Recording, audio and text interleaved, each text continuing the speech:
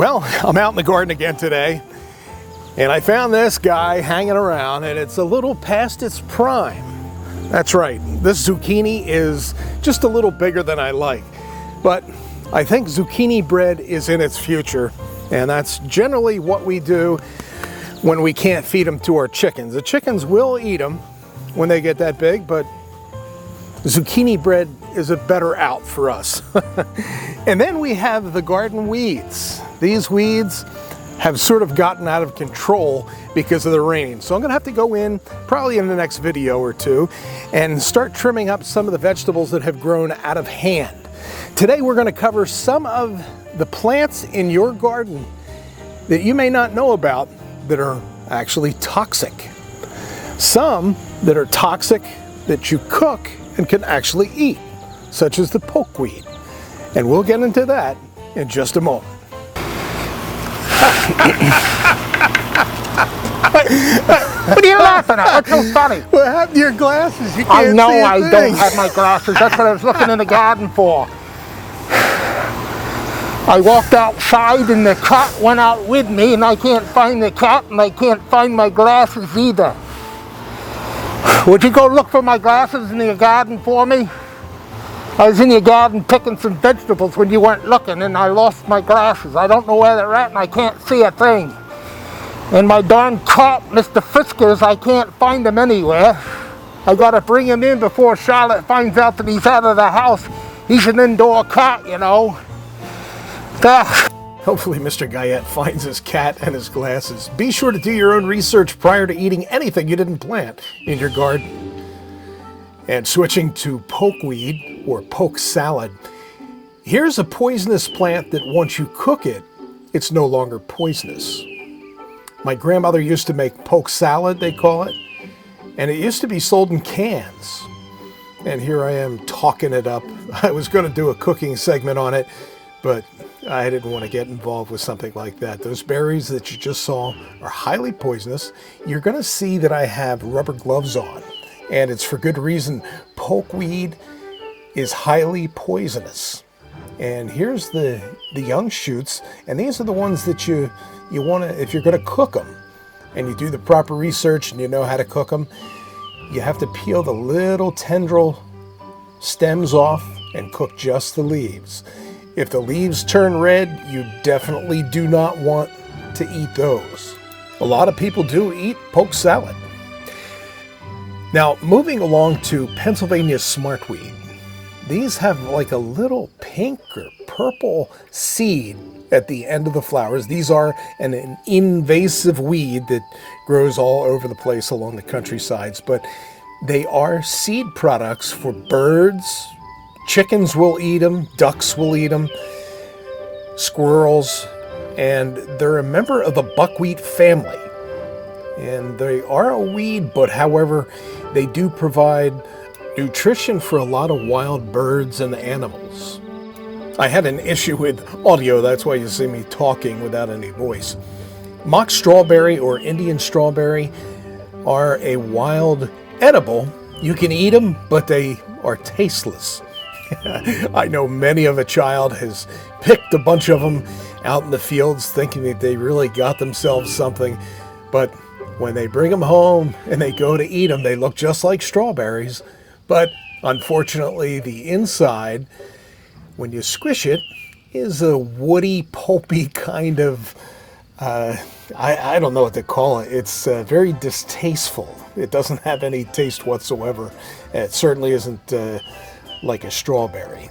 It does have seeds on the outside. The Indians did used to use them. They ground up the seeds and used them in a tea. Late bunset is a weed that was used to cure a lot of ailments, from strep throat to diarrhea and stomach disorders. Now just an invasive weed.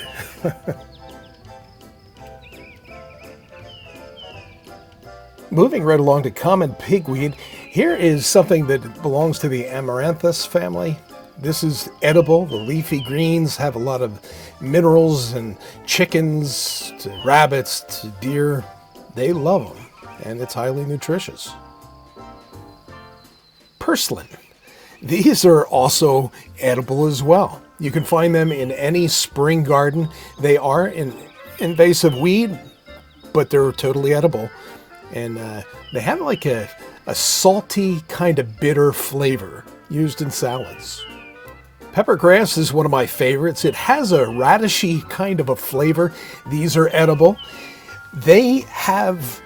It's a peppery taste. They're related to the mustard seeds, and a nice little tangy flavor. And they've been used for years to flavor soups, and they made tea out of them, and very versatile. And you'll find them in any woodland garden. They grow all over the place. Birds eat them and spread the seeds. Both the ribwort and the broadleaf plantains can be eaten when the plant is young. They're actually pretty tasty. They can be boiled down to a tea, and they're also used for cuts, abrasions, and bug bites to soothe the pain of that. And this is the ribwort here, and you can see the little seed pods. Birds will eat them and spread the seeds all over the place. And the broadleaf, as you see here, the seeds can also be used in a tea, and the leaves can also be used in salads, and they're very tasty when they're young, but when they get older, they get a little stringy, and then you just want to boil them down to make a tea out of them.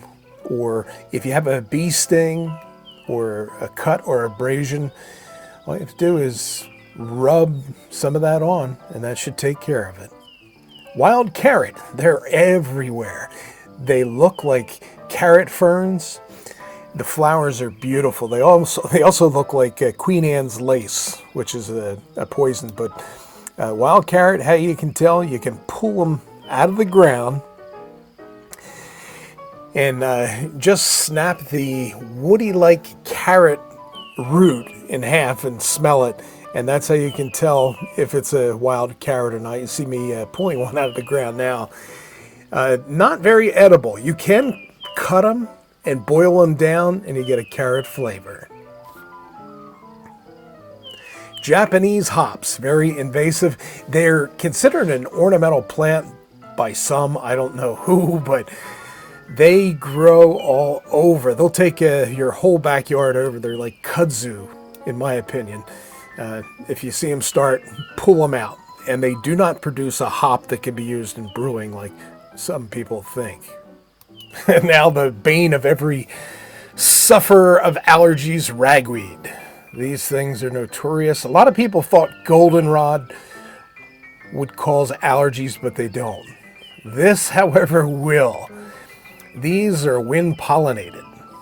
Nutsedge and crabgrass, very invasive plants, and the nutsedge you can always identify for the little yellow frond seedlets that protrude out of the top of the plant. They grow all over the place. Birds will eat them and spread the seeds everywhere. Crabgrass, pretty much the same thing. Once those seeds get started, my goodness, you can't get rid of those things. They are horrible. They will totally take over your lawn in no time flat. As you can see in mine, I got to put some kind of grass control down to kill them. They look horrible. Now for the poison plant nightshade, avoid these at all costs. They can kill you. Get rid of them if you can. Milkweed is one of those plants that you never really give much of a thought about, but yes, they are poisonous. And the plants, every portion from the root all the way to the flower and the tuftlets are poison. And once you handle them, you do want to wash your hands, but they attract all kinds of butterflies, and that's where the butterfly monarchs get their protection from, is the milkweed. Mr. Guyette, there's Did you find my glasses yet? I still can't find them. I was lucky enough to find my cat, and he seems to be doing good. But I'm going to have to get him inside the house so Charlotte can take care of him and give him a bath because he's stinking.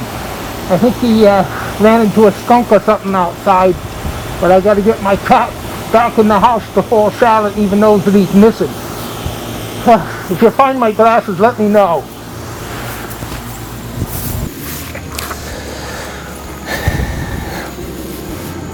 Well, how was that for a bunch of information that is useless? It's not really useless. But I was in the garden and I happened to pick some more cherry tomatoes. I probably picked about 1,000 cherry tomatoes out of the garden. Also, a bunch of okra. Now, if you've never grown okra, give it a shot. You can do so much with it. You can deep fry it, you can saute it, you can make a gumbo out of it. I put it in chili. It turned out fantastic.